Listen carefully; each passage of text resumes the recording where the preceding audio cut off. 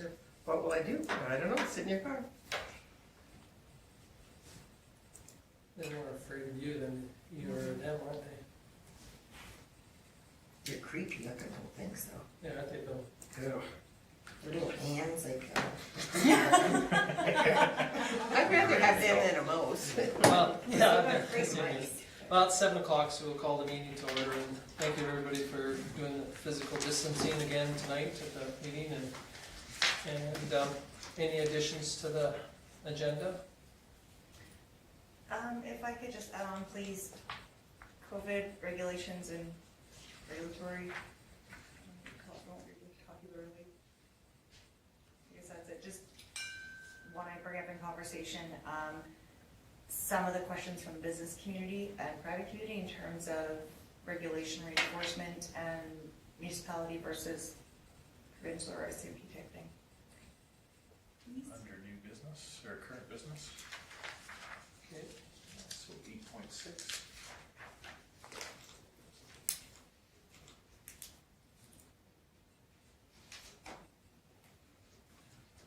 Okay, so we're at 8.6 COVID regulations. Any other additions? Hearing none, somebody wish to move the agenda as amended? Lyle?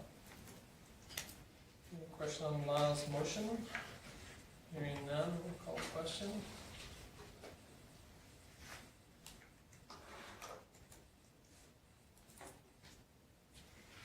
It's carried unanimously. Okay, moving on to minutes of the April 27th. Is there any questions, concerns? Hearing none, somebody wish to move them? Mr. Taylor, Paul? Any question on Paul's motion? Hearing none, I'll call the question.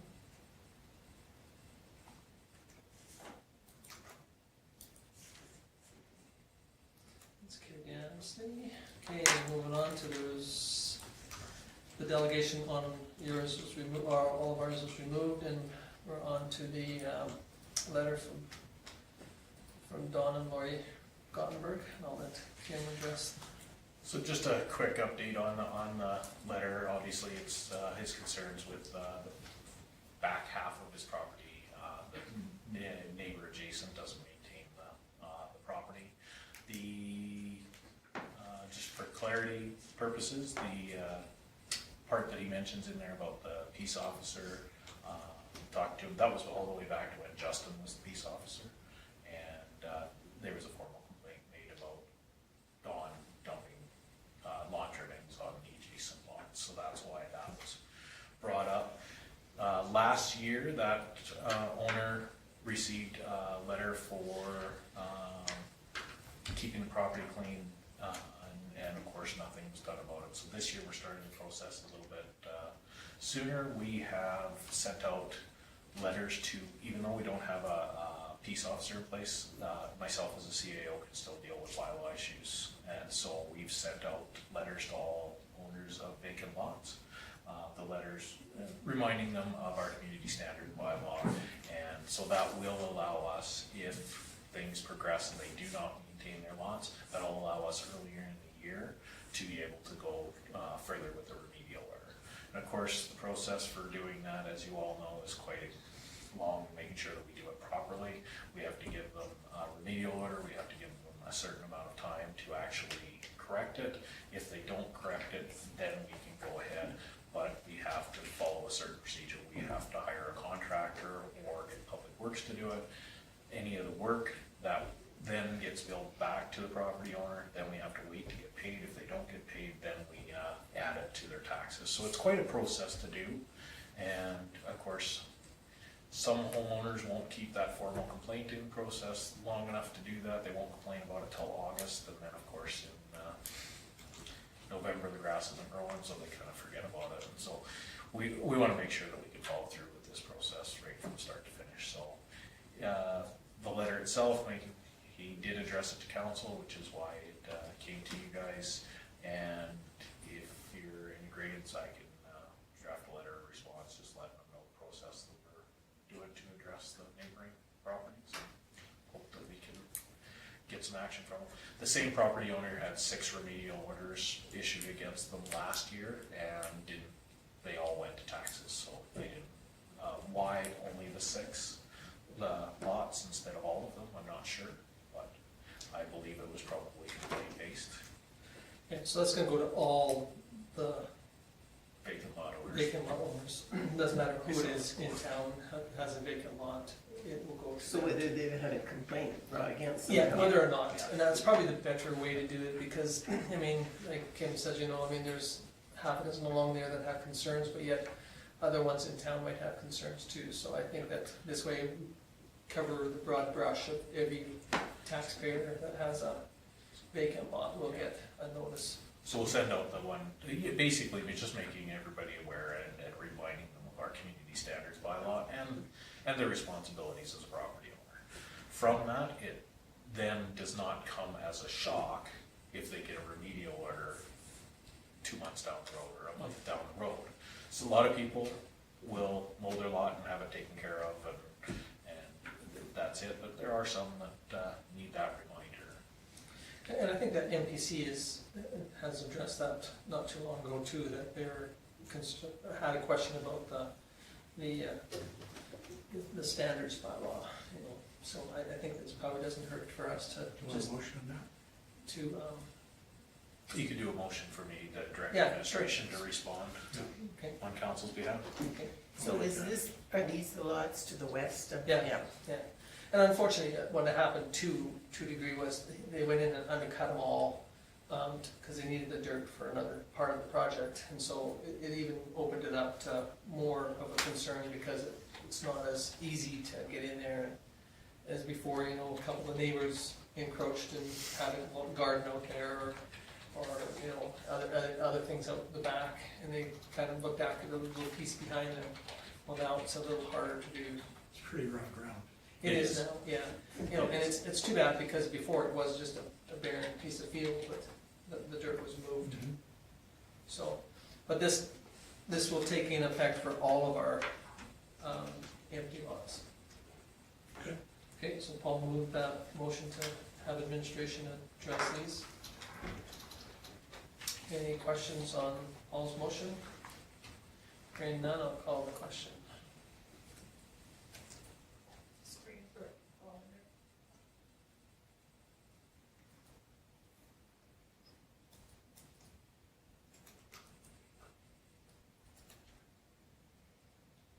It's carried unanimously. Thank you.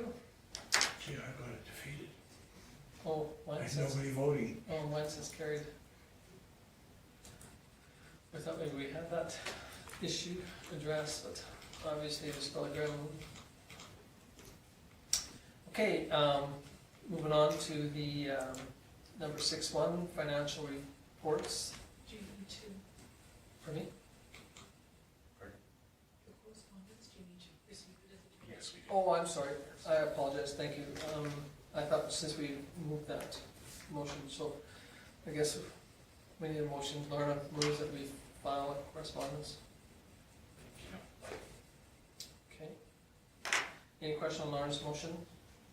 Hearing none, we'll call the question.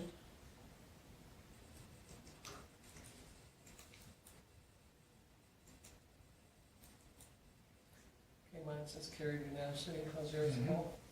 Anybody, if you have a problem, just let us know so that we can, because we thought that they had corrected it. But okay, now we'll move on to, thank you, financial reports, 2020 operating budget and 3-year financial plan.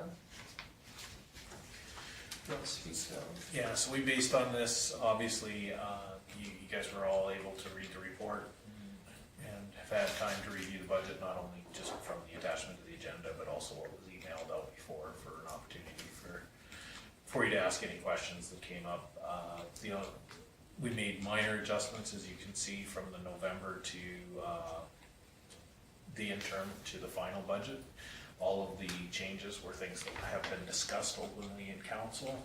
So the only other changes that we made were developing the 3-year financial plan, which the FGA has asked for, and I tried to explain that, you know, we did a 2% over on all the items except for the ones we knew weren't gonna change, like loan payments, those sort of things, so. This was,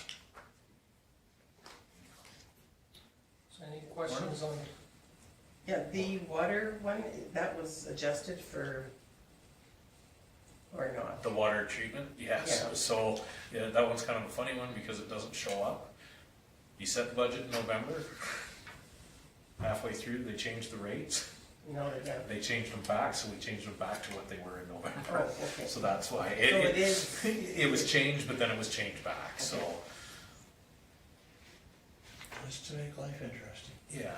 So at the end of the day, it ended up saying the same as what it was when you guys approved the interim budget in November. There was a question that was asked in the review, and it was about the $15,000 under the school taxes, and you guys, we just wanted to confirm that you all remember that we over collected last year, so we can't apply that for this year, so we're gonna not collect that $15,000 this year. and the school taxes are staying the same. There was no. Every indication that we have.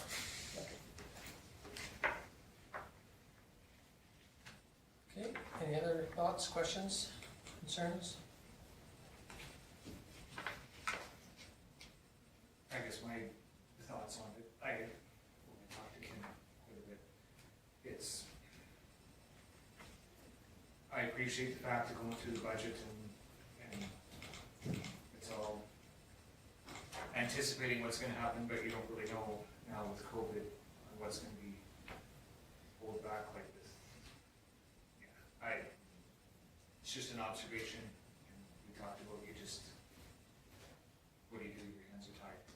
Right, and then, I guess so that, the rest of the council, when Lyle expressed concerns, one of the major ones that, we discussed was, say, tourism, because tourism has a fairly healthy, revenue, that can come from merchandise, but also some fairly healthy expenses. And when we were putting this budget together, we were trying to anticipate what that's gonna look like, because obviously we don't have the doors open, so we're not making, money on the merchandise side.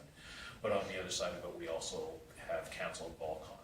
So when we sat down as department heads, we looked at that and, it's gonna work out as a wash for that, the $40,000 that BallCon cost to put on, we're not making in revenue, so we're holding our line on our budget, and again, hoping things that will pick up in the fall, and we'll see some decent numbers from there. With the opening of some of the services, will that one qualify in phase one? No, museums, all of that are not included in phase one. I thought the museums were included in phase one. I think so. I'm pretty sure. You can check into it. But yeah, We don't have to right do now, it, but yeah. I'm pretty sure museums were in phase one. I know they were gonna open the zoo in phase one, Right. and so you would think that if you can open the zoo, you should be able to, We've been, but anyway, we can check. we've been watching fairly steady, and there didn't look like there was any indication for tourism centers. And I'll send the information that I have. Yeah, no, that's fine.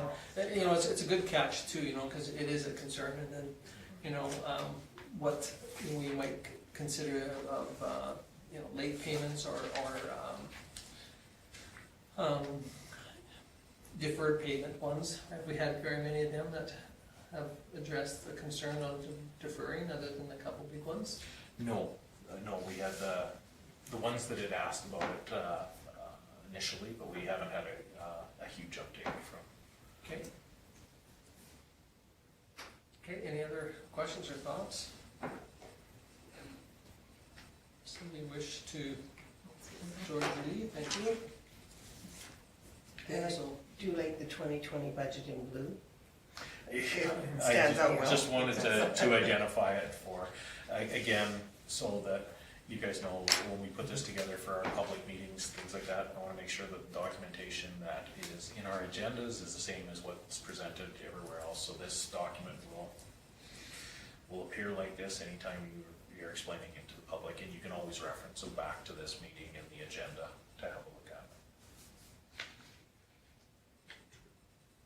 okay, any other questions? Okay, that was moved by George Lee. Any questions on George Lee's motion? Hearing none, we'll call the question.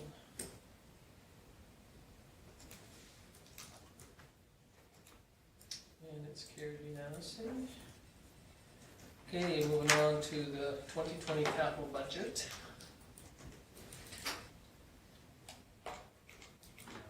This document will be modified and going ahead because, of course, part of the requirement is doing a capital plan and a 5-year capital plan. But for the last several years, we've had our 5-year as a separate document, so we left it that way for this year. But I will be changing this document into a capital, 1-year capital with a 5-year projection moving forward. This one's pretty straightforward. It's a fairly large capital budget for this year, but of course, the majority of that being the street program and the pool. The fact that you've moved forward with the majority of this, other than the one pickup, which Sue is holding off on, we also addressed with the motions that accompany the. Okay, any questions on this 2020 capital budget? Okay, all moves it. Again, any questions on Paul's motion? Hearing none, call the question.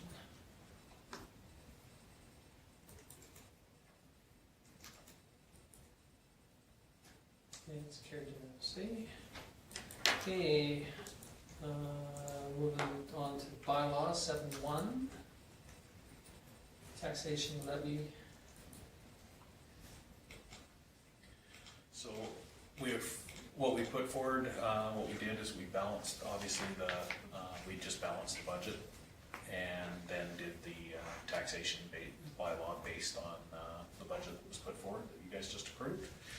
And as you can see in the notes, the overall, there was a reduction of 0.0816 in the non-residential or commercial and a reduction of 0.0516 in the residential. So virtually a status quo. Yeah, it's pretty close to staying Yeah. where we're at. Now, you obviously can see that from the budget. The budget is less than last year by $3,000. So if council's happy with that, you've now passed your capital plan and your 2020 budget, so you can move this and you can move it in all 3 readings if you get a unanimous introduction for 3rd reading. Okay, first. Laura moves the first reading. And I have a question, which I should know the answer to, and I don't. What is the mill rate set up?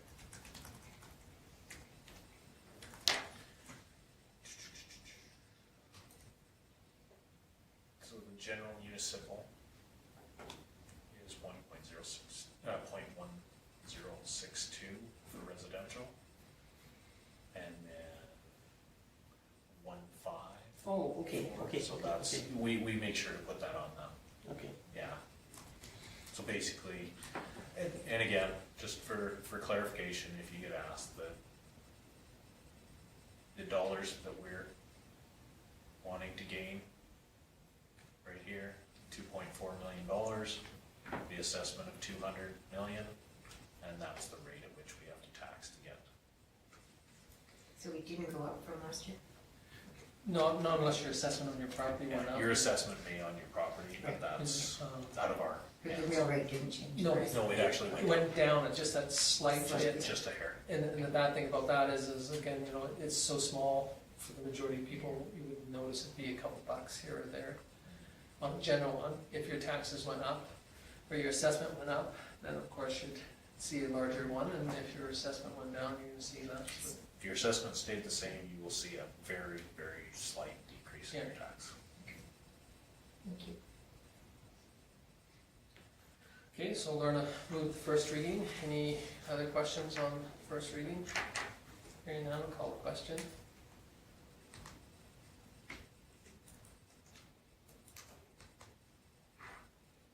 And that's carried unanimously.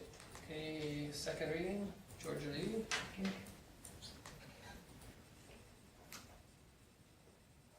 Any questions on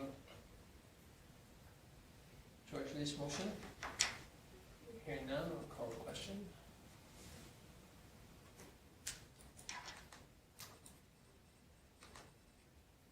And again, that's carried unanimously. Now to introduce the third reading. Paul moves to introduce. Third reading. Any question on Paul's motion? Hearing none, I'll call it vote.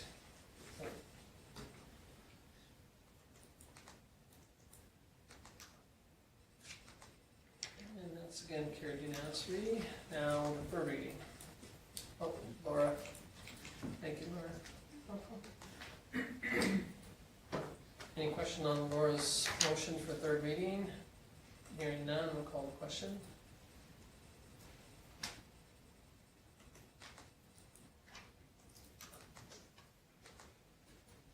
And that's carried unanimously.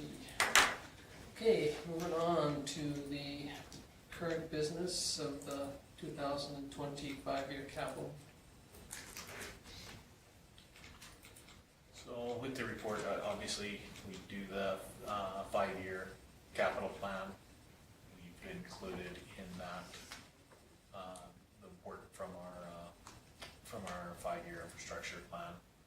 We've included the funding anticipated over the next 5 years through our capital equipment 25-year plan, and then the costs for the server and computer upgrades that are done every 5 years. Now, in that 5-year, do we anticipate for next year being an election year, did you put funds in for Computers. computers in for the election? Yeah, we do that through the budget. Oh, okay.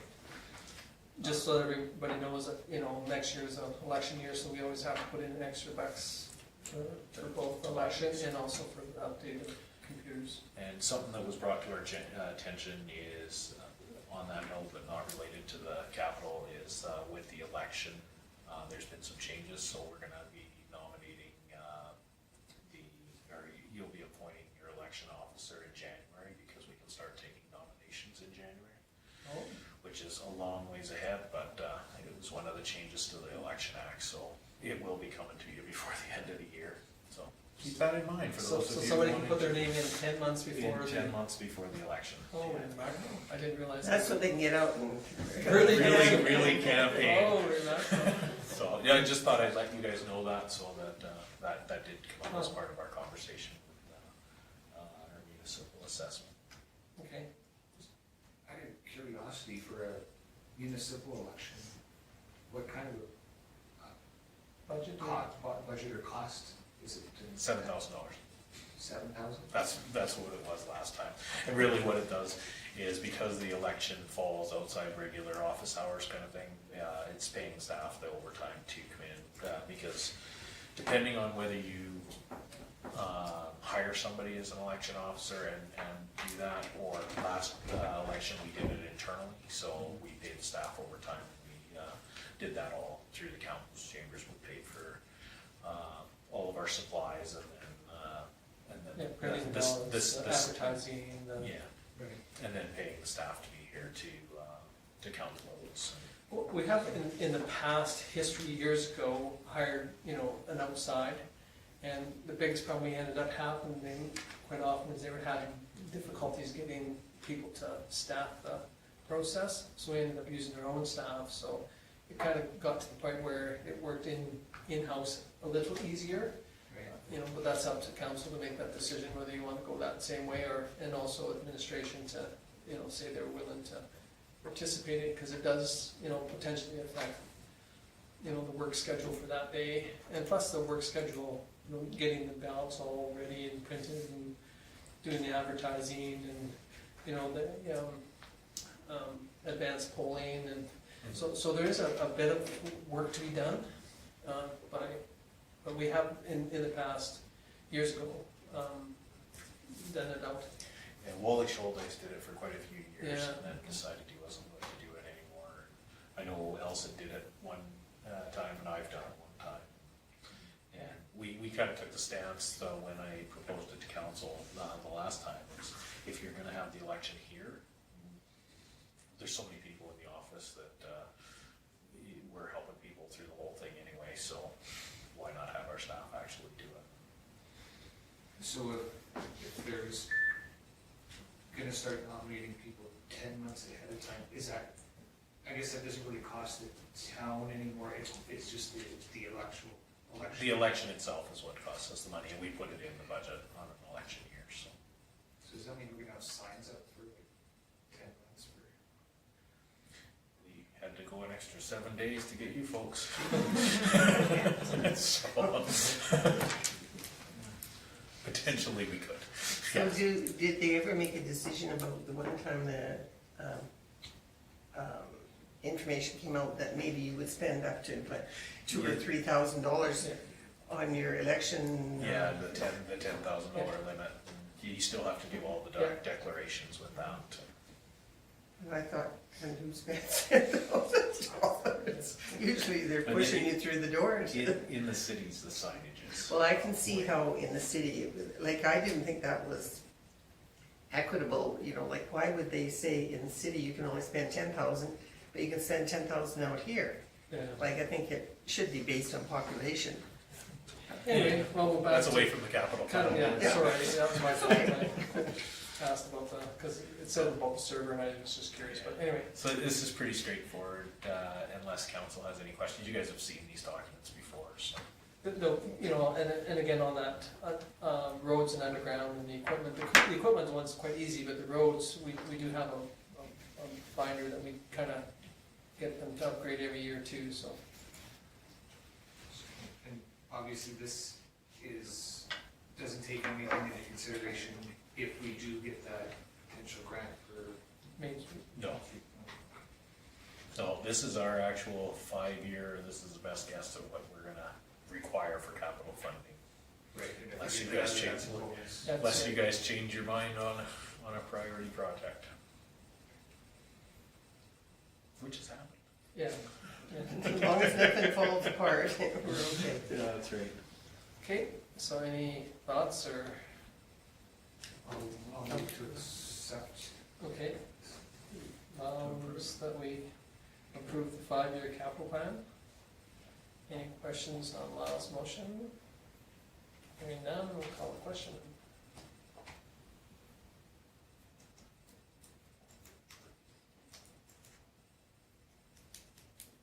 And it's carried unanimously. Okay, moving on to the 25-year capital equipment. Well, this is fairly straightforward. You've seen the same report every year, and as well, those that were asking questions and paying attention to it, you know that we try not to keep any piece of equipment longer than 25 years, so what comes off the top goes on the bottom, and we make cost adjustments. We know that a backhoe in 2044 most likely will not be $145,000. We'll be able to adjust that as we get that information. So we'll adjust it as when 2044 comes up, that price will probably be changed. But that's our best guess right now. One item that hasn't been added that I can see is the hydrovac. It has not. And the only reason I ask is because it seems to be a capital item. Yes, yeah, and it will be. Stu and I had a conversation about adding it and where. Yeah. And it is getting good use too. Oh yeah, absolutely it is. But we're trying to figure out what the How long the person should. what kind of lifespan. We don't want to just blanket it with a 25 if it's only got a 15-year lifespan on it. Yeah. Which when we did the capital purchase portion of it for you, I believe we did the calculation on a 15-year return on it. So we're still monkeying with the numbers to make sure that we get the proper. It might be 20 years. Now, you were saying you don't adjust these until, We get an indication of a newer updated price. yeah, so the only reason I ask that is that, I'll pick on the 2031, ice resurfacer. Yes. If we know that right at the moment you couldn't buy one for 117, do we not want to adjust it now? The reason why I'm throwing it out is that, okay, if the majority of us, some of us don't show back up and don't have that in for council next year, and this comes back to the new council of the day, and they look at that and say, oh, I read that and it said that in well, 2020, you said it was going to be. Yeah, like, or even 2024, you know, you're gonna buy a street sweeper for $325. Well, if it's not realistic for $325 today, in 2024, is it realistic? And when Stu and I talk about this, we basically concentrate on the next 10 years, and Oh, okay. he does, we have, as you know, we have equipment dealers that stop by the shop all the time, so he ballparks them with them, like what kind of trade would we get for this, what kind of, I know it's my fault, I should have pulled up last year's to see what you changed them, but, you know, yeah, there was, that was my only concern, is that we need to keep it as current as Yeah. we can. the top half is current, Yeah, okay. and we adjust everything down, so. No, that sounds fair, I just wanted to make sure You're, that we're, you're gonna see in the next year or so, the pickups will change, because we were sitting at a 25,000 for a pickup. We're not able to get them for that anymore, they're closer to 30. We can still, if we get a good trade for them, we get that 25, but, so you'll see an adjustment probably next year, all of the pickups will go up to 30,000, so. okay, any other thoughts or questions on the, I do want to add that the biggest reason for this, for us, for council, is we take this figure, this 2.3 million, and we divide it back over the 25 years, and that's what we ask council to contribute to capital reserve. So right now, that's why we're asking you to anywhere from $93,000 to $95,000 a year. That's what we use for that calculation for your contribution to reserves. So. okay, any thoughts? Somebody wish to move the, Lorna?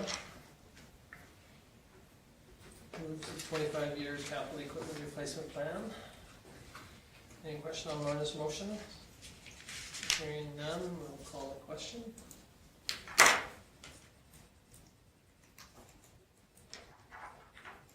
And it's carried unanimously again.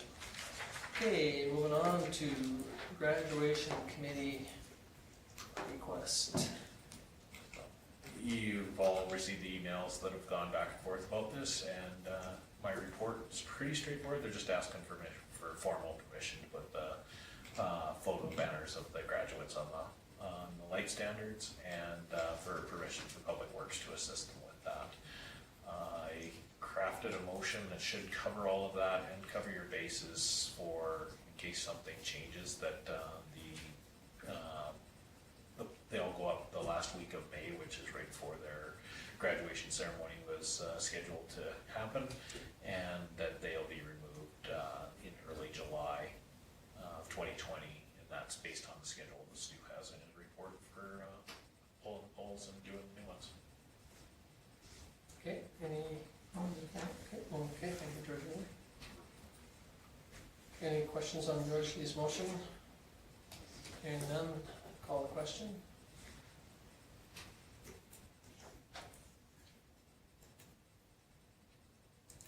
And it is carried unanimously. Okay, moving on to the arena upgrades.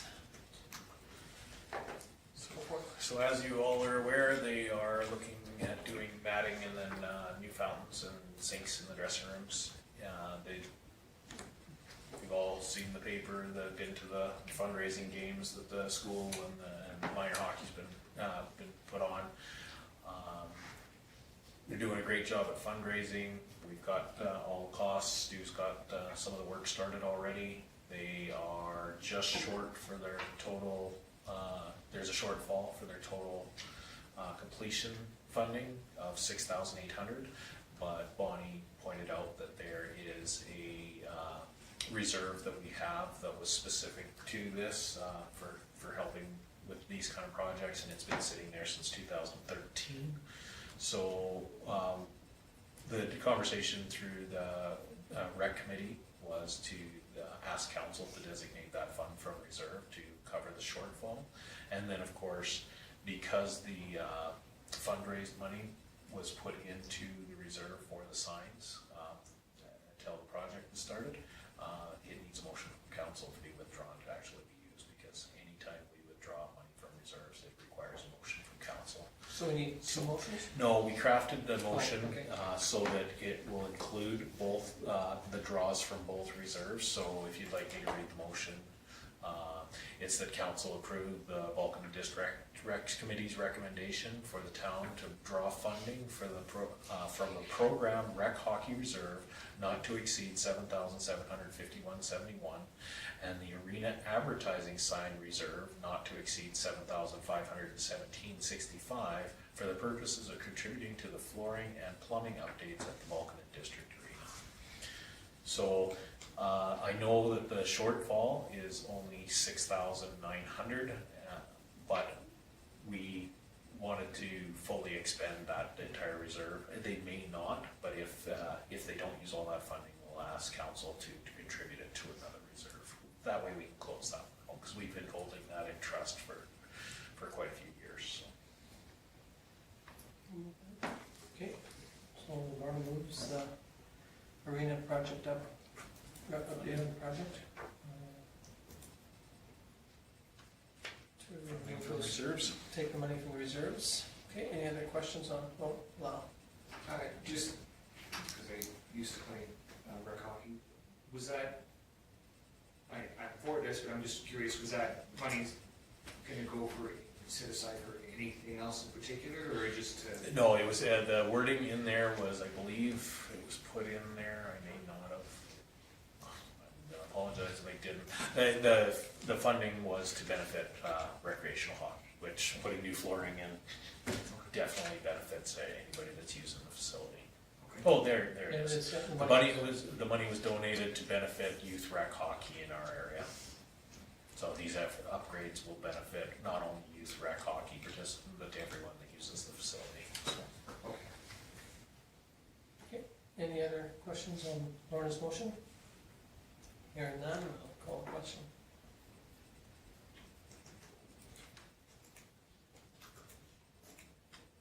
That's carried unanimously again. Sorry, when I put through that report, Bonnie and I wrote the parts of it together, so I couldn't remember reading Well, I it, but I remember wasn't reading sure it if I too. had actually put it into the final report. That's good. So I apologize. Okay, for so confusion. moving on to the rec Recreation committee appointments. We have to appoint two new ones this year, or two? Yes, and there was some miscommunication on there. The reason why Lowell is 1 year is because he was filling in for a position.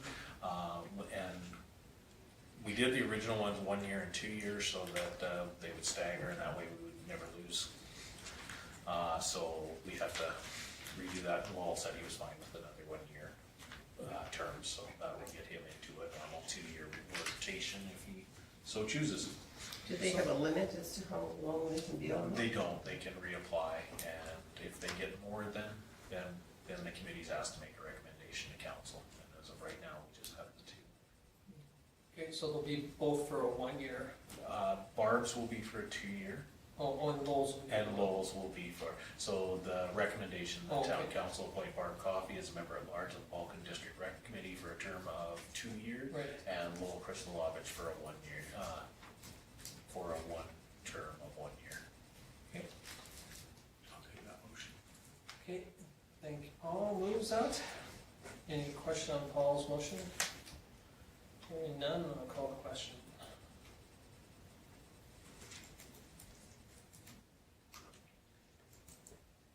And it's carried unanimously again. Okay, moving on to 8.6, the COVID request. So where that came, sorry. Go ahead.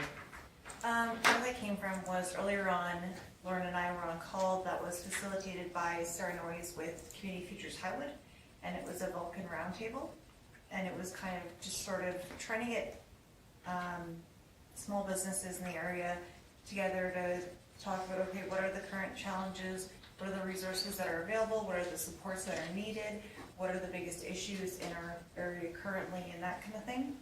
And something that was brought up by a few different local business owners was questions about, so with the businesses reopening, a couple different aspects of it. The first one being with the businesses reopening, in terms of to make sure that they're following all of the prescribed regulations, is that going to be like in approving for opening a AHS thing, a provincial thing, an RCMP thing, or a local municipal peace officer bylaw thing? And kind of secondarily to that, in terms of as a day-to-day operating, if there's a, say, complaint about such business in town that isn't enforcing the 6 feet social distancing or that kind of thing, again, where that enforcement would fall. And then on the personal side also, of where is it really given to be? Like, is it just kind of complaint driven or what on an individual basis of, okay, there's a group of 17 people conglomerating and very close, violating the regulations that have been put out. Is that going to be the same thing, a bylaw, like a municipal complaint driven thing? Is that RCMP, or is that, like, where do all those fall? Yeah. So I should be able to answer that fairly easily for you, Michelle. This is a provincial health emergency is what's been declared, so AHS has the authority on it. So any complaints and all of this anybody that's asking these questions, from businesses to, we've kind of stayed consistent right from the very beginning. The provincial information should come from the provincial site. Any questions on regulations need to go through AHS, through our local health inspector, which is Richard Steves, which is why the updates I've been giving you guys have all come from Richard with recommendations. So from a municipal level, we have not closed any businesses, those sort of things. Any complaints are being dealt with. So a complaint would go to AHS through Richard Steves, and then Richard finds the resource to deal with that. The fact that we don't, and he's already been made aware that we don't have a peace officer in place, so the RCMP would be how he would deal with an enforcement issue within that, or talk to if it falls within Vulcan County, he has the access to the Vulcan County peace officers. So it's up to him how they move forward with enforcement.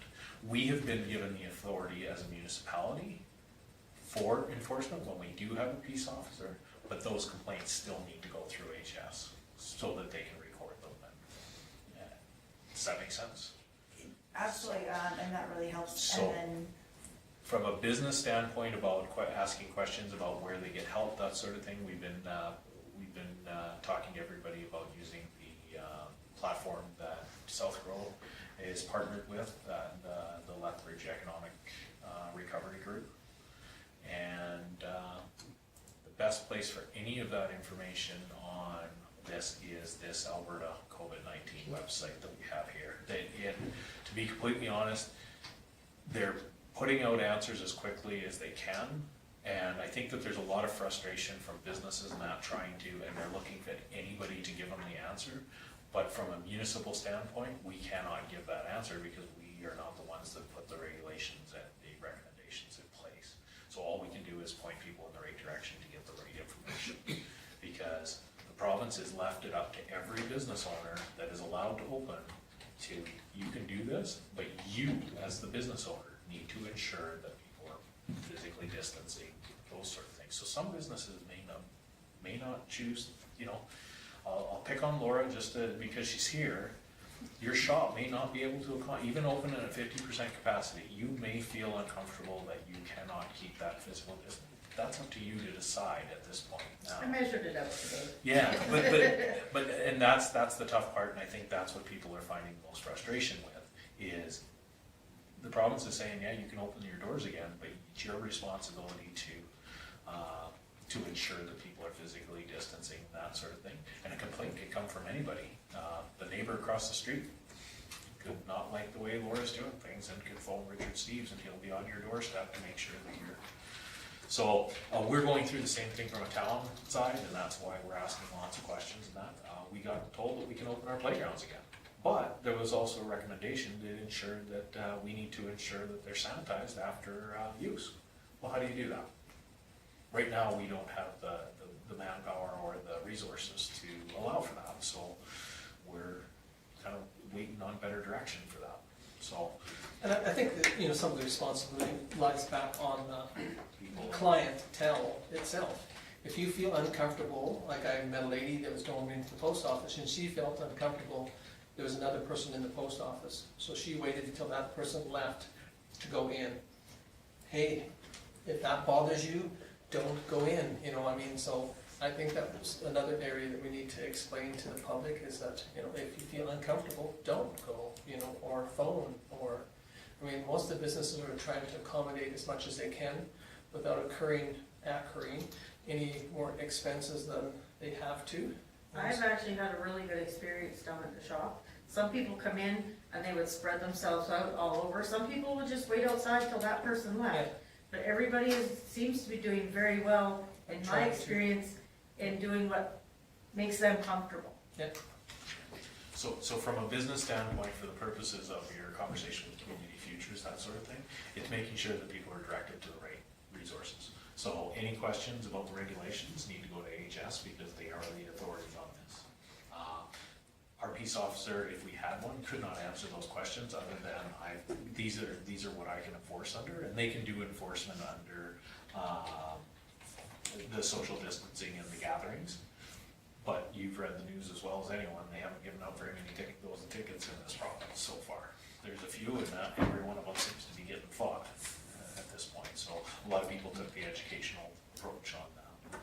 So, like I said, as soon as we heard that, we got a hold of Richard, told him we didn't have a peace officer, he thanked us, and we, as a regional, the county was good enough to say if there's something that Richard needed handled with, the peace officers would be available, and we all have a detachment of 5 officers with the RCMP that can deal with that as well. So yeah, from an enforcement side, from the town end of things right now, we're relying on our neighbors, the RCMP, but that's, again, they're based on complaints, and the complaints all go to Richard, so. Okay. And we know how that went when we did get a complaint about our playgrounds. He just made a recommendation, it came to council, and we closed them. So, and I think from the, someone held up that COVID-19 information at the meeting just to show people where they could access it, to go to the town website to. Yeah, you can't go to the town website without seeing it, so. Well, and I think you can access, just type it in and Oh, yeah. you'll get So, it. so that's the first thing that you see when you bring up the town website right now, Yeah. is Vulcan Regional, the for Albertans, and then the federal. So we're directing everybody and making sure that everybody's getting exactly that information. And this website has huge resources for, and there's a section right in there right now for businesses. Yeah, and there's even a part on that one too, on that business one, where you can put in a request for information. And if the question's been asked and answered before, it'll come up. If it isn't, then they'll answer it, and then you can get it, so. So one quick clarification and another very quick question.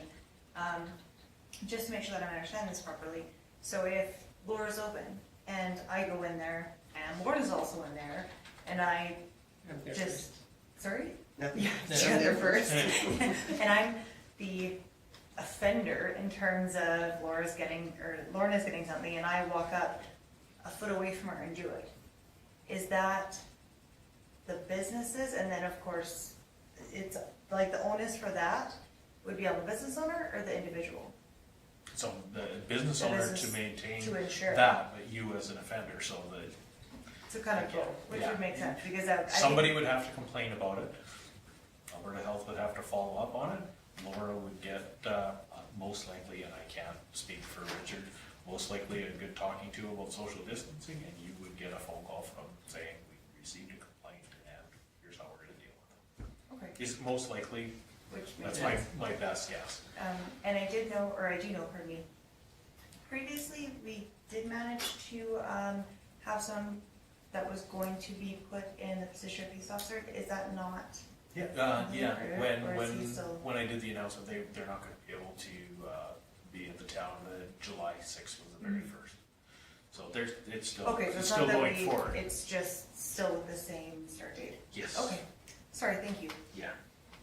And they won't be starting as peace officers, they'll be starting as bylaw, because we don't know when the Solicitor General will be open for training. So, Makes sense. Okay, anything else on that one?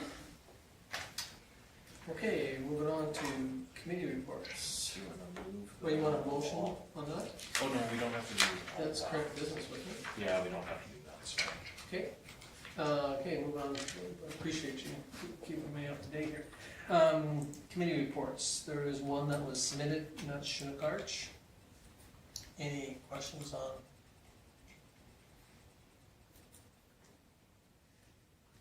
Okay, hearing none, somebody wish to move the committee reports?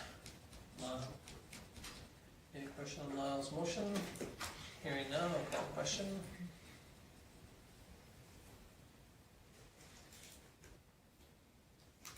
And it's carried unanimously. Okay, moving on to councillor reports. Councillor Taylor. Surprise, surprise, no meetings. However, just an update, the golf course is open, and relative to a business opening up, Richard Steves actually came and went through the whole thing with them, and there was no concerns. And the restaurant is open.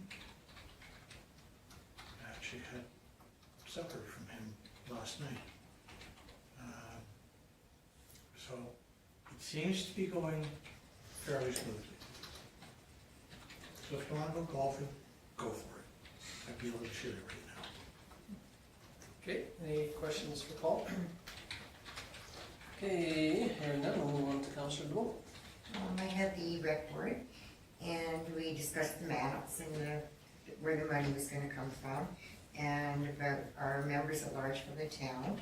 And the rest of the meeting was underneath Bonnie's report. I'm sure everybody's read it. So that was it.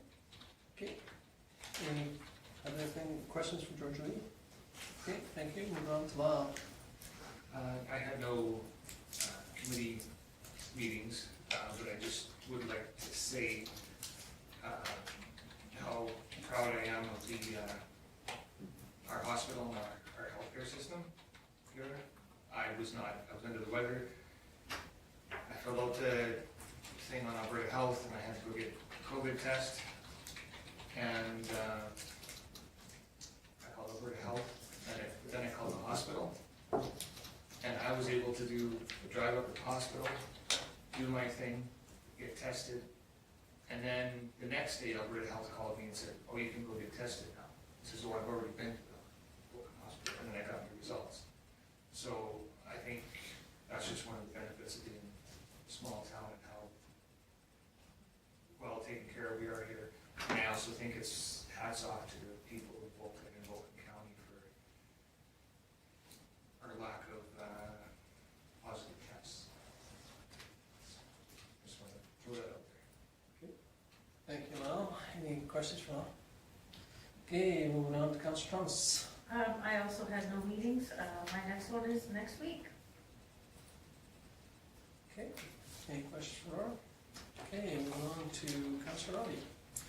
So I had a community futures meeting, and the biggest topic of that was all of basically everybody's different communities sort of giving updates on what's going on and what everyone's doing for current coping strategies and where the biggest issues and complications are arising, sort of thing, and trying to just have a group think take as to, okay, this is working successful in this community, well, maybe we can try it in our community, or what's kind of the group brain on that. And then, as I mentioned earlier, Sarah Knows of Community Futures has been doing a bi-weekly, just sort of trying to get a Vulcan roundtable. I think this was what, the third one she put on? Well, it's the seventh or eighth that we've had. Yeah, and then for new one without any kind of chamber association. And just kind of a roundtable with any local business owners that we could get a hold of that want to participate. And thankfully, like I said, can address the biggest issues, the biggest questions I think that were coming in terms of a municipal point of view. Nancy was on the call as well, which was really great. Because she was a really good resource in terms of a lot of questions about how would they distribute the information when it's found out and stuff like that. And then also victim services, we're trying to figure out how to do, because unfortunately it's our annual budget review and AGM, and our whole budget packet that we get back from the accountant is massively long. It has to be reviewed by 2 board members that do not have signing authority. So trying to figure out how we do this and how we do it safely, but also how we do it responsibly and properly. And then of course, just sort of the day-to-day victim services running, and that's kind of just an ongoing daily thing as to how we need to adapt for that day's climate, because it is changing on such a incredibly fast-paced process. And then this upcoming week is my Vulcan Regional Response to Elder Abuse Committee meeting, and we've also been going sort of ongoing with email, making sure that because there are so many issues and so many questions being brought up about our senior care centers in the province, and unfortunately one of the biggest outbreaks was in Mackenzie at one of their senior centers, and the company that owns that owns 65% of senior care facilities or operates them in Western Canada, so it's quite a big, there's a few issues around that. And then also just trying to make sure that we have resources available, especially for a senior community, with being in danger of isolation at the best of times, let alone right now. And then sort of how do we best support that? Also in Okotoks,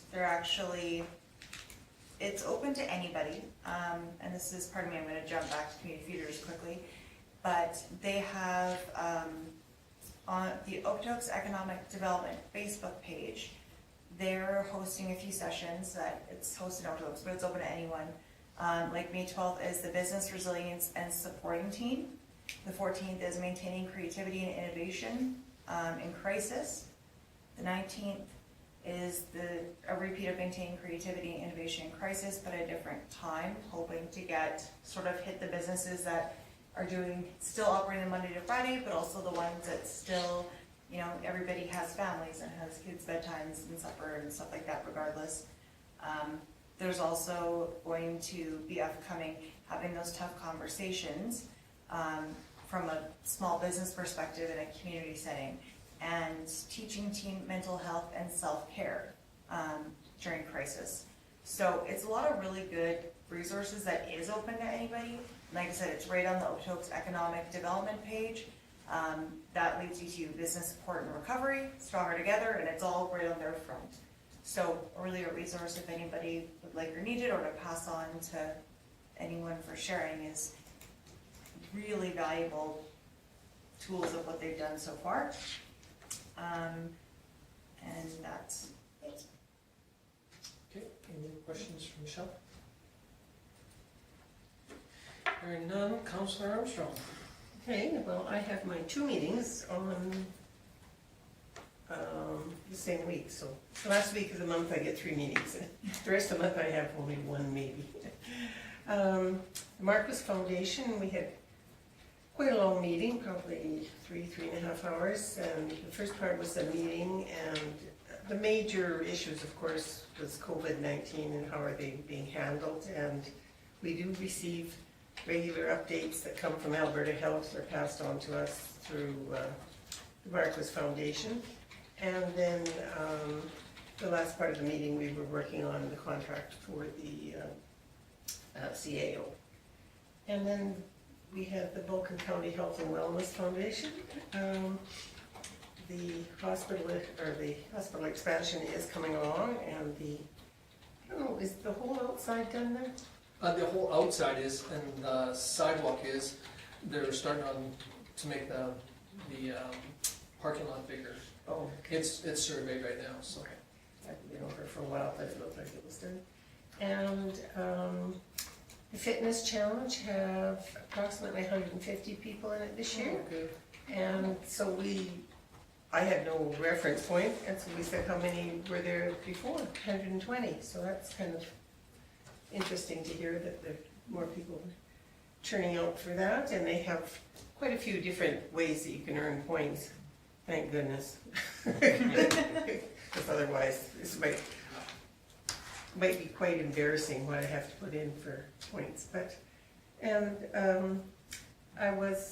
the grand opening of the expansion is like, who knows when. Partly when are they done, and they are pretty much on track, but how will we handle more than 15 people at one time, sort of thing, so we'll have to see how that one goes, so that's still in the works. And I was on the meeting with Michelle earlier on today. I have made it very clear that I'm not on there as town councillor, so just everybody knows I'm not trying to swing my weight as a councillor, but I was just very curious, and Nancy was on, which was great too. And then I was also on the, and I think Lyle and maybe Michelle were on the one with John Barlow, and that was a 3-hour brutal, that was a long night. 11 o'clock was where they kind of shut it down, but it in some ways didn't really pertain to our area. It went his riding, so we go. So Joseph Shue was on, Chow, how do you say the name? Anyhow, was on, but he was for the bottom part, so Cardston, Pinter Creek area, that's part of his.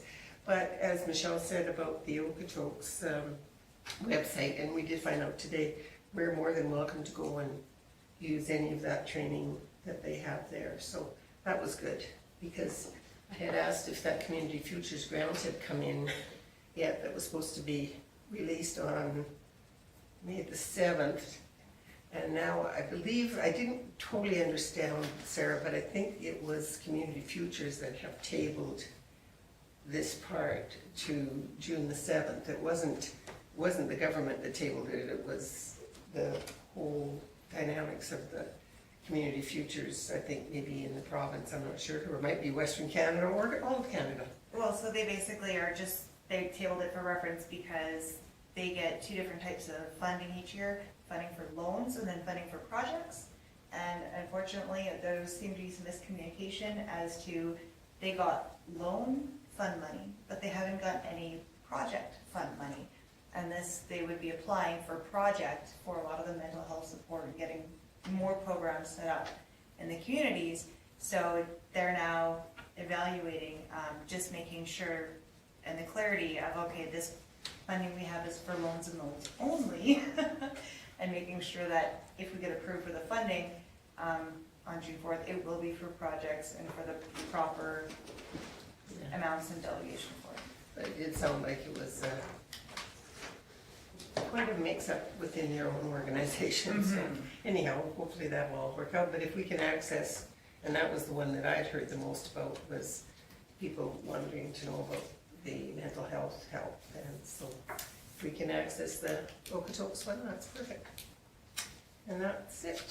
Okay, any questions for Rhonda? Okay, hearing none, we'll go on to me. We had our regular pool meeting, and things are progressing quite well. For those that haven't had an opportunity to go on to the Town of Vulcan website, and then you go to Recreation, then you go to Recreation News, Kim pulling it up right now, and then you can Why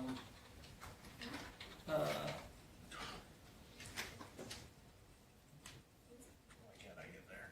If you go to recreation. Recreation News. Then- Sorry, right here. Yep. And then underneath there, off to the left, it says Pool, Phase 3, or the third one, and it just kind of goes through. Now, the only thing is it's a It's super 7-day fast. week, so it's super fast. You get to see night, you get to see who shuts their lights off at what time of the night, and you get to see the moon, and so now you get to see some lights. Oh, there, one light went off. The moon will go down. The moon will go down, and then it'll go. There it goes. Now it's morning time. So it is. I did ask them if they could slow it down a little bit, and they're going to try. And for most people, it's not a big deal. But you really get to see the pool basin. You don't really get to see the building. But they had to pick one or the other, and they thought that more people would be interested in watching the pool portion of the building. So I thought it was really kind of neat. I thought, Bonnie and Channing or whoever is The Lions Club and all of them. got money for that. whoever's idea was this, and it's really kind of neat. Then you can go on to and see how many people have watched it. I'm not sure if it's true of how many times they, because I probably have watched one 14 times, so I'm not sure how true some of the numbers are. Last week's they had 89 hits, 211 for the April 27th.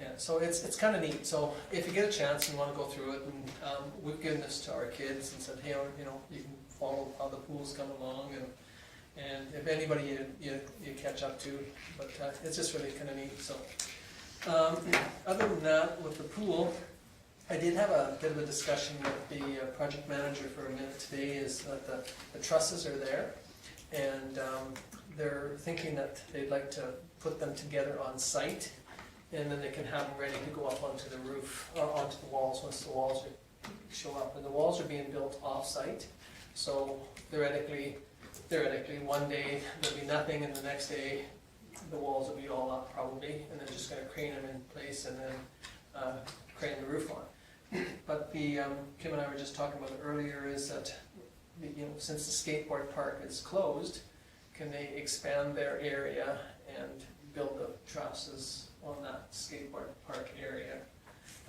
Then when they bring the crane in, they won't put the crane on the skateboard park, so they're not worried about doing any damage, but they would then crane them on. It just speeds up the process. Instead of taking theoretically a week to do the roof, they'll have the roof ready, and then they'll just crane it on, and then the roof will be up. From that conversation that Tom and I had, council, when we originally talked about locations and things like that, it was basically agreed upon by council that they could use that entire block as a staging area, knowing that we were going to lose, use of parts of it, like the sand pit, or possibly, if they needed to store pipe or equipment or that sort of thing. So basically, just want to make council aware, so that if you do have people question, we're just going to give them permission to move the fence further out, which will now encompass the skateboard park if they do want to stage in that area. As you can see, their fence started tight. As more stuff comes, it expands, then they pull it back in. And I think we're going to see that as things Through kind the of project. throughout the project. But it was just something that I said that I would ask, and if somebody has any issues with it. I mean, our skateboard park is closed right now anyway, so it wouldn't be. Might as well use it. It would make the process go much safer, and also theoretically a little quicker too. So. It's a whole lot faster to do your Off roof the construction on the ground. Yeah. Because you're not walking your trusses along, and it goes faster, and hey, might even save some money. So anyway, the trusses, if you go by the town shop, are sitting out there at the town shop area, and so if you see that. But, so that was the one meeting. It was that the same day I did have a meeting with the SEWA executive to talk to HDR about some of the funding on a couple of projects. So it's still working on it. And then we had a solid waste meeting, and we had it down in Champion, at Champion Hall. We haven't had a meeting since October, and there's some concern about COVID-19, of course, and you probably have seen it. Same issues that the library potentially has, is concerns of what do you do with a cardboard box that somebody sneezed on and threw it in the cardboard recycling? What do you do with it? So they store it for 3 days, and then before it goes into the plant to be crushed and then packaged. And so the financial statement is here, and the report is there. I was delinquent in getting it into Karen quick enough, so it's here, so it'll be on the next month's financial. The meeting will be on the next one. But the financial report is there if anybody wants to see how the Vulcan District Waste Commission has, what they have for funding or whatever. The report is there. The only other one is that Lyle sits on, and I sit on the R&R, doctor retention and recruitment committee. And yesterday, one of the longest members, or that has been on since the beginning, has resigned. So we're losing one of our members. He did take on the position of chair. It's Glenn Hutton, and he's resigned from it. And he wrote quite a lengthy resignation letter, and he just felt that it was a good time to step aside and allow it to change. So we have our meeting tomorrow night, I think it is, probably by Zoom, it is by Zoom again. And so they'll be looking to find a new chair person, and I don't think it's gonna be an easy one to find a person to chair any meetings anymore, but anyway, Glenn has, I think he said in there 11 years, but he was one of the first. He came on as a representative from the Kinsman Club, and he stayed on for the whole duration. So do you have a set number of members that have to be on that? Well, they try and have a number, but it's, they're always looking for members and people to sit, and again, they cornered Lyle. Esther was on, and the theory is that having somebody from the real estate end of it was kind of a neat asset, because they brought that a little bit of if a person, a doctor or a nurse or a person's looking for a home, they were able to say, this is where to go and how to get there, and houses to rent or whatever. So that's partly why it was kind of nice that Lyle was kind enough to come on board as a public representative from that portion. But they're always looking for members, I think. At one time they talked about having R&R fall underneath the umbrella of the foundation, but there's pros and cons to the whole thing of which way to go.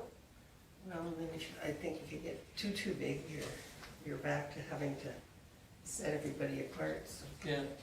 So anyway, that's tomorrow night, but and then I've got a SAWA executive this coming week, and then at the end of the month we have a SAWA meeting, but it's going to be in Champion. We're going to try and do it in person. We've got, we anticipate we wouldn't have more than 15, and we can just, Champion's offered for us to use their hall for free, and we just set up tables all over the place. And it's so much easier to see body language than just seeing somebody's face on a picture. Anyway, those are the ones that I have attended. Any questions for me? Just wanted to make note that you are the YouTube star that you are for the,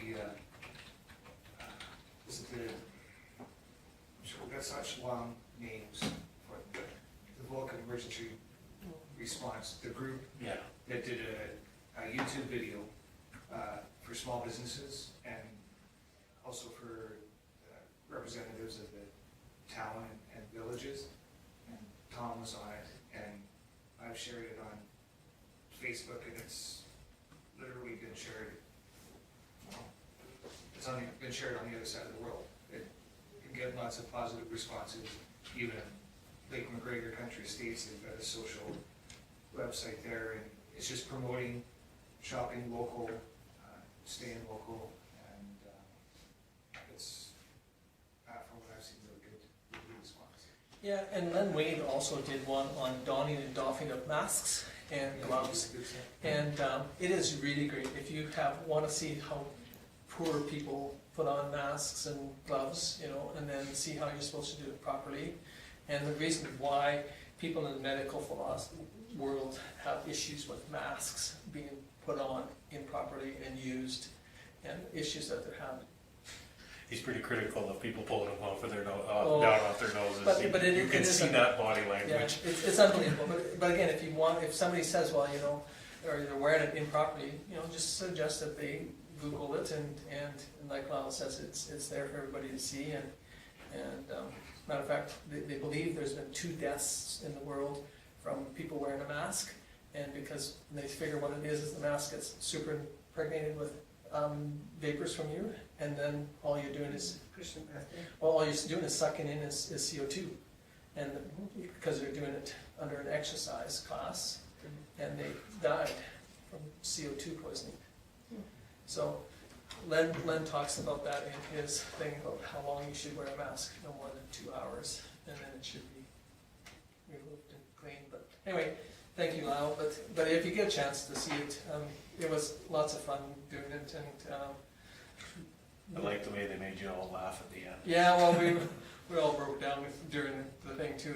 And the one that I really appreciate was the gentleman from Lomond, Bob, because he was just walking down the street more or less, and Cookie couldn't do it, so he got captured. They and- grabbed him and just told him to do it. to do it, and he did a great job. So I think they all tried hard, and it's not very long, so I don't think any of us will get a Grammy or an Emmy or a. Well, it's not on council at the moment to be famous. Anyway, thanks, Al. Anything else? So somebody wish to move the verbal council reports? Lyle?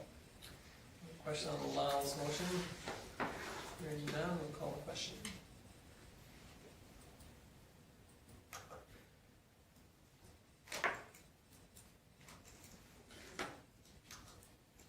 And again, it's carried unanimously. And moving on to administration activity list. So we've completed the only two things that came from the last meeting. We still have a few things outstanding. The only one of note that really came and passed that had an impact is we have a deadline for the Ag Society to respond to us by April 30th, and we've yet to have a response. So that's the only thing that came and went that I'm not sure how that's going to resolve, but we'll just have to give that some time. And the rest of the things we're still working on unless there's any questions. The one about the Center Street and to Third, it'll come back soon, or? Yeah, we've got all the core sampling, and I believe that Stu has preliminary costing. Okay. And so the SEMA's report should be fairly quick. Okay. SEMA and the town got distracted today with a different project that I'll talk about in my management report. Okay. Anything else on Kim's activity report? Okay, move on to the CAOs. So my CAO report is very straightforward. You've all had an opportunity to read the report, so unless there's any questions, one of the biggest things on here, it doesn't amount to much in words on the paper, but was that municipal affairs, municipal accountability review. It was 2 hours through Skype, but it was, Karen, roughly 6 months of preparation for that one. They asked for over 40 documents. They do a real in-depth of our community and just to give you an idea of what they asked for 16 copies of 16 different bylaw stated documents so that they could review and make sure the bylaws were done properly and they were actually up to date.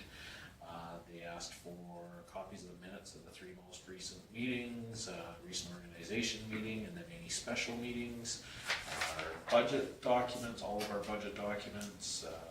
Council resolutions was probably the hardest one, and to be completely honest, I want to give credit to Karen. We had to look at these up. We don't have a microfiche or anything in here where everything's documented, so Karen physically took our minute binders that went back, in some cases, I think the oldest one that you found was 1970. She went back to 1970 and found a motion in there and copied it so that we could send it to municipal affairs, and it was when we established our banking institutions, when council made the motion to move a bank account to the ATB. So when she found it, we actually all physically clapped. It was quite a thing putting that together. Janice phoned the bank and kind of got that, narrowed it down to a 10-year window, and then Karen started through the binders, and then they asked for other documents, and some of those were they were interesting in why they're looking for them. But basically, what this review is they look at the overall procedures of your community, how you're doing. It's any community. They're supposed to be doing all of the small communities, and he said, this may seem trivial to a community your size that does good record keeping, that sort of thing, but there's some summer villages where the CAOs work out of their homes, and in the last 15 years they could have worked out of 15 different homes, and all of these documents are spread out all over the place. So it's making sure that people are accountable. Some of the documents we had to rip open all of our election stuff. Like we have to, as the election officer, we have to seal all that stuff up. They wanted information, nomination forms from 2017, ballot account and result of the vote from 17, affidavit for destruction of election records. Well, we seal all that stuff up. So we had to unseal it, sign it, get all the documents, photocopy it, seal them all back up, sign it. And this is the good one, campaign financial disclosure statements. I did have to explain, we did open for an extra 7 days to make sure that all you folks had a job for the next few years. Yeah, it was quite a thing. This was the list of documents that they provided. We spent 2 hours with them going through the documents, and of course, you as council, we as the town are gonna get a full report. It's an 80-page report that's gonna be coming to us. It's gonna take them 3 to 4 weeks to put together. There's going to be recommendations in there, and then there's gonna be compliance issues that we have to deal with as well. It didn't sound like there was too many, but some of the things that came up right away is Karen was good enough to find him the motion of when they purchased this building. They found the motion for when they were gonna hold the grand opening for this building, but there is no official wording of the document anywhere in any of our documents that says the town office will be established at 321 2nd Street South in Vulcan. So we're gonna have to have you guys declare this as our town office. There's gonna be a recommendation because the MGA identifies in camera as closed session, so they're gonna want us, it's a recommendation that rather than the wording on here be in camera, that it be changed to closed session. Something that was pointed out in our special meeting, we had a special meeting, of course, to talk about the pool this year. He reviewed those. One of the things for special meetings, they're supposed to be for a specific purpose. Of course, it identified that in the item stuff, but they want us to put it in the title for the special meeting, that it's for the purpose, because you're not supposed to have a special meeting and then all of a sudden start doing general business inside of that. Under our bylaws, our CAO bylaw is gonna have to be updated because in the bylaw, it's fine, but he noticed through the years that council appointed the CAO through resolution, and the bylaw says that it needs to be done by another bylaw. So we, rather than just doing another bylaw to appoint me as the CAO, we'll just amend the old bylaw to do it how you did with a resolution. The taxation bylaw, there was an interesting one on there.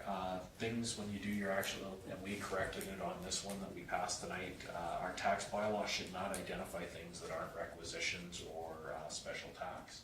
So on our old one, we identified our fire and the doctor retention, and our tax notice shouldn't, according to the review, shouldn't show that unless it's actual physical requisition or a special tax. So we removed those from our tax bylaw, and they won't show on our notice of assessment this year. But we've also talked about that internally. That just becomes a different way of reporting. If people want to know what they're paying for fire, that we can change our tax calculator on our website, so you can put in your assessment and it shows you how much you're paying for all of that stuff. So we'll review that. Another thing was our financial statements have to show the salaries of designated officers.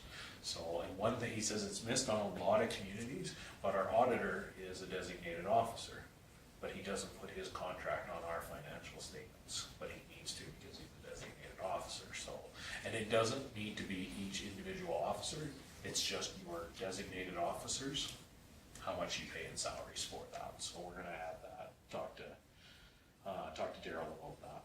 And then the last one is a recommendation.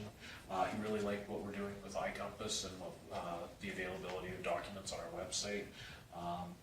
One of the suggestion was for our statutory plans that we actually put an explanation of the hierarchy on there, because the general public generally doesn't understand that we work under a series of documents. Like the South Saskatchewan Regional Development Plan is the highest document. You can't change the rules of that document or supersede them.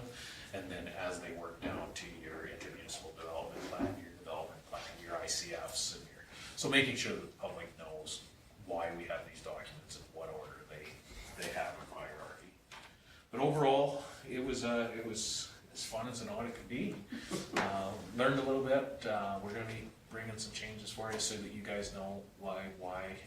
I'll ask for a motion for this to be the town office. And to be completely honest, one of the suggestions you made, and I actually quite liked it, was to make it part of the regular organization meeting stuff. That way it's done every year. Because you get a new council every 4 years, So it's a brand new opportunity. That's the time when you name your deputy mayors and review all that. You review where your bank accounts are. And you just need a simple motion on that, and then that covers you every year. So we'll just change our organization meeting a little bit. We'll be able to cover off most of the stuff. But just wanted to prepare you for that because it's going to be quite a document. I've prepared I always go into these with a grain of salt. Anytime I have a government inspection on everything, it's rainbows and sunshine while they're getting the information, and then you get the report. It's like, oh, that makes it sound way worse than it actually was. But yeah, overall we seem to think it went really well. The second thing I wanted to ask council is AUMA sent out something today. Tom was the only one that got it other than the CAOs, and I'm supposed to respond. It asked us to respond on behalf of council. The AUMA convention for Calgary is scheduled for September 23rd to 25th, and they want somebody from our municipality representing council's feelings on whether they should go ahead planning it or they should cancel. So it's a yes or no, and they've asked the CAO to respond on behalf of council. So the mayor's got CC'd on it, but Yeah. the answer's all supposed to come. So we have a council meeting tonight, so I thought I'd throw it out there as part of Thank you. part of my report. Just to ask you, just a nod of heads. Do you think it's September 23rd? Do you care if they plan it? Do you want to? Would you go if it was in September and things are different? Yeah. Depends on how fast they Yeah. So get everything under control. seeing some nod. I think so. I mean, we gotta get back to some degree of normalcy if, it's safe. And, I mean, I think that there's gonna be people that aren't gonna be able to go because they have good concerns, but. And being in Calgary, it may, they might just expand the areas that people are in and that sort of thing too. They just wanted a response from the community, so I just would. Well, thank you for remembering that, because I did Is get that. council all right with me responding with a yes? You would go if it was planned? Okay, I'll do that. Then the last one, Paul knows a little bit about this, but the rest of Lorna does as well. Tom, I brought him up to speed.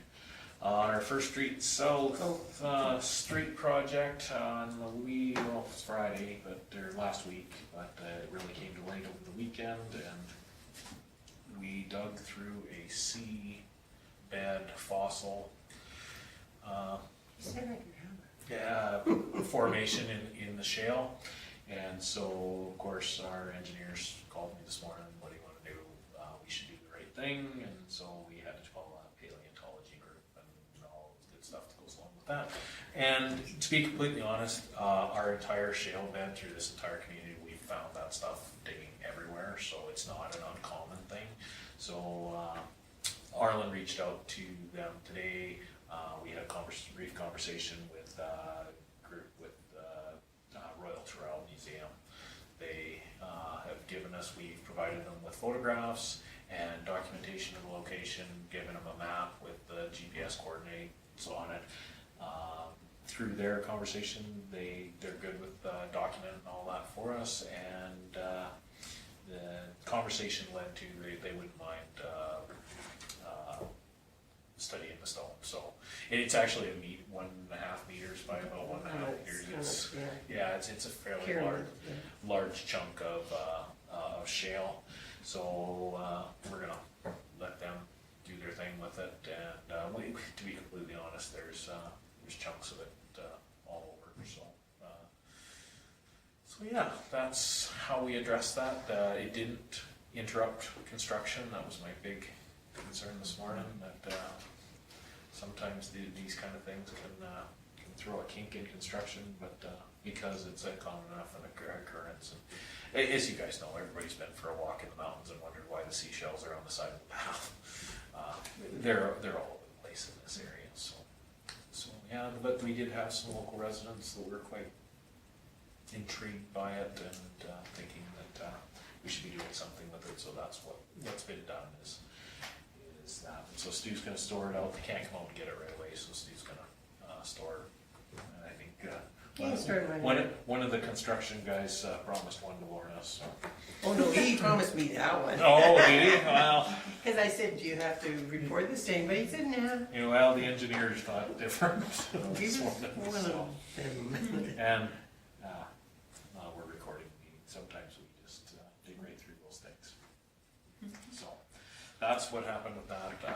Other than that, the things, unless council has any questions on my report, I've been answering lots of questions about COVID. I've been directing everybody to the Alberta site and then any documentation that we've had available from the regional side and you know, I feel for the businesses but on the other side of it, there is so much information being flung around right now that and the lack of information, so there's some frustration on, well, where do I get the answer I want? And by the time you get to the province, they don't have that answer. Richard Steves, the last time I talked to him, was as frustrated as I've ever seen him. So it was, we're gonna be. And how do you get proper equipment, or, you know? That's right. You know, simple conversations like opening the playgrounds, making sure that they're sanitized. How do you do that? So there's a lot of people frustrated with how they will operate. We received a document saying that they're supporting summer programming and summer camps going ahead, but you can't do it in a recreation facility. One said recreation facility and the other one said recreation center, and no one will differentiate what those are. So they're trying to figure out if in our situation, if the CRC would count as that. So, yeah, I do understand that there's frustration out there, but we are putting everybody to HS and the provincial stuff, so. Unless there's any other questions, the pool meetings are gonna be ongoing. The regional emergency management stuff, Lyle knows they've started doing that only twice a week now rather than daily, and we're only gonna meet every 2 weeks with the CAOs because really there's nothing happening. We get on that call once a week and just basically ask each other when we're gonna open campgrounds and town offices and those sort of things. Okay, any questions for Kim? Okay, if not, we'll move on to development officers. Any questions on Nancy's?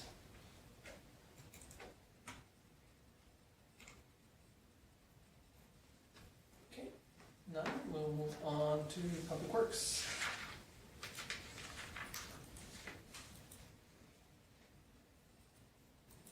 Stu's pretty pleased to have all these projects on the go at the same time. I had some, Got his hands full. well, it comes up, I think it's in Stu's report, about the bathrooms over at the Ball Diamonds. Yeah. And I've had 3 people, even though I don't think anybody's been able to go in because they're locked, but has been very, How nice very, they look. how nice they look and very impressed. And so I think we should relay that on to I will. the Public Works that, and you know, they're gonna pour some cement, they're going to pour some cement yet. It says they're poured cement pad at the library, and then they poured but anyway, they're gonna pour this chunk for the sidewalk into it, but you know, if you get a chance, you should go by and take a look at it. They did a nice job. It looks good. If the grass that they seed that put down grows, I wanna get that kind of grass seed because mine, the birds eat and never grows. So, it does look really good. And for those that don't know, those washrooms were the ones that came from Little Bow, I think, probably 15 years ago. They sat out at Little Bow for years and years and years. They brought them into town. So they've got a deal on them and fixed them up. Yeah, They're worth going to look at. They're worth going to look at. They look good on the outside. They look good.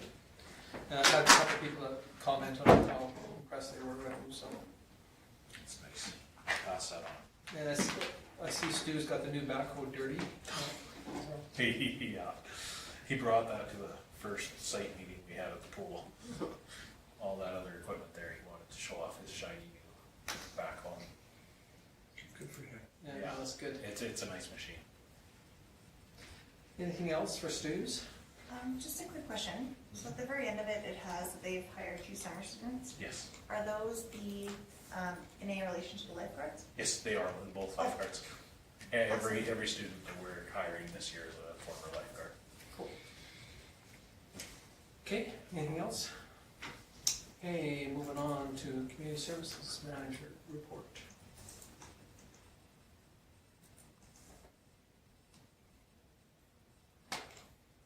Well, also on Bonnie's, or,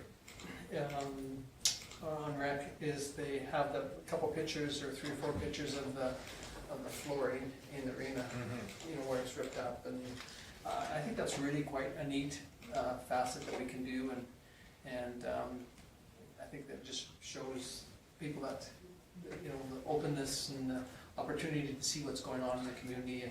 And those things, most of the stuff that used to happen in the arena, nobody ever saw, and I remember when we removed the ticket booth and all that stuff, we removed the ticket booth, moved all the lighting, raised the ceiling, everything. Somebody walked in and said it was so much more spacious in there, but they couldn't remember what was there, and it had only been 6 months since they'd been there the last time, but they couldn't figure out what we had done to the entrance to make it so big. So, being in the off-season, being able to put it up on the website that people can see it, they actually are more involved in what we actually do during the off-seasons in a lot of those places. Did they ever use it for tickets? Well, at one time, when I was a kid, Oh, okay, because I don't think I ever knew it to be used as that, and when we went to hockey games. And, other than it had phone in it. got used as a place to hide when I was in school. you're a young hoodlum. I guess, yeah. Okay, anything on Bonnie's? I'm sorry, I kind of just jumped in there on that, but Yeah, she covers off on the meeting and their discussions, again, update from the Ag Society for the rodeo grounds. And then talks about tourism. I needed to tease her about that. We had one walk-in, that was somebody that came to the door that they let look inside. But, I still think if you look in it, you know, everybody needs to, when it opens up, everybody needs to Yeah. go down and have a look at what they've I done think to redo you're it. going to be impressed. I Yes. think it looks good, and they've done a nice job cleaning up. But I think that if we look into it, you know, or Bonnie can look into it, or somebody can look into it, we might be able to open it on a, I've got a note here to yeah. bring that 'Cause information I know back. museums, I'm sure museums open on Wednesday. So we just need to stop giving out tourism information and just point everybody to that So- teepee that we I've have. actually, The history of Star Trek as a museum well, and no merchandise. okay, anything else on Bonnie's? Okay, moving on to the fire chiefs. That one came a little late, but I appreciate you guys sending out a text. In his defense, he sent it to Karen on time, but it came in a format that wouldn't open, so she got the opening format today.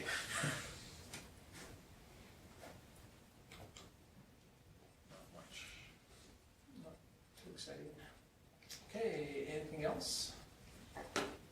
And just as a quick aside, I think it's really neat that even in here, it's got the birthday parades, keeping up the morale, not just of the community and the kids, but also all of our workers too, which is really awesome. I've heard nothing but really incredible things. I've heard a few comments though, is that the bad thing about it is that it jades you on when you hear the sirens, is it just a birthday party? Birthday Or is it emergency. some other emergency?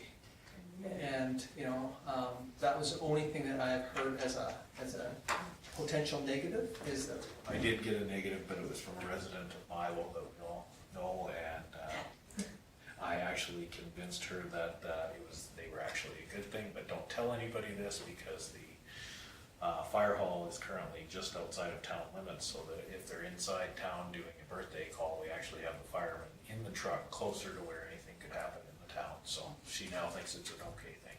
you know, Nicely done. So that was the only negative thing I received on. But I did think the day that there was a real fire, because I was out of the town, I thought, wow, this is a big birthday party, because there were a lot of sirens. And then I find out it was a real, Speaking of which, Neil's home. oh, good, For oh, anybody good. that- Okay, anything else on any of those? Oh, wow, sorry. Just on the fire report, 2019 town and 2019 road, should that be 2020? Am I reading that correctly? No, because the first two are for 20, aren't they? Yeah. And then those are the comparisons to the year before, aren't they? Oh. Or to the month before, that year. yeah, That year. so that's for April of Oh, okay. 2019.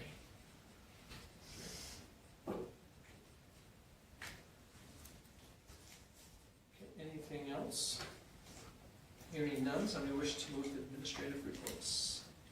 Laura? Any question on Laura's motion? Hearing none, we'll call the question.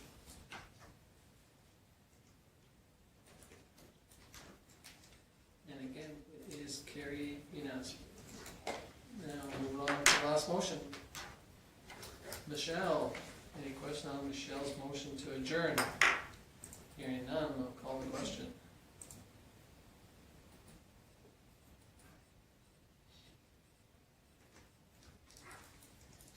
It is carried unanimously.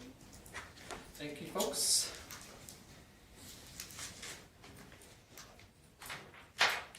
Signatures last the night.